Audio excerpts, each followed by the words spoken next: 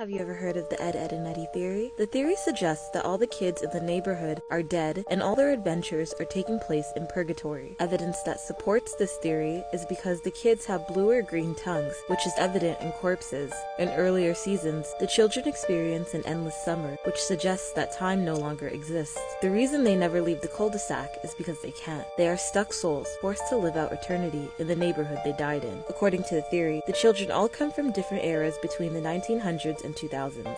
Rolf is the eldest of the bunch and died in 1903 after being trampeded by his family's farm animals. Johnny died in 1922 from tuberculosis. His wooden friend Plank was created as a result of his loneliness, and he took Plank into the afterlife since it was the last thing he saw before he died. Eddie moved from New York to the neighborhood during the Great Depression and would scam the neighborhood kids to earn money. Eventually, the children caught on to his tricks and chased him down. To escape, Eddie jumped into a lake and drowned. Even in purgatory, Eddie is still chasing the idea of wealth and money and continues his scams even after death. Ed and Sarah moved into the neighborhood next after their father died in World War II. When their heartbroken mother becomes distant and neglectful, they each find their own ways of coping. Sarah takes on the parental role, while Ed gets lost in his own imagination through comic books. They both passed away in a car accident in 1953. Naz came from a hippie family in the 1960s. Unfortunately, her life was short-lived after her and her entire family were murdered in 1979 by a serial killer who escaped from a nearby asylum. Double D originates from the 70s and came from a strict household where he was raised to strive for perfection in every aspect of his life. Being so worked up and determined to become the best son he could be, he spent extra time on schoolwork and did not notice the gas leak coming from his chemistry set, which eventually exploded and resulted in his death. Kevin came from the 80s.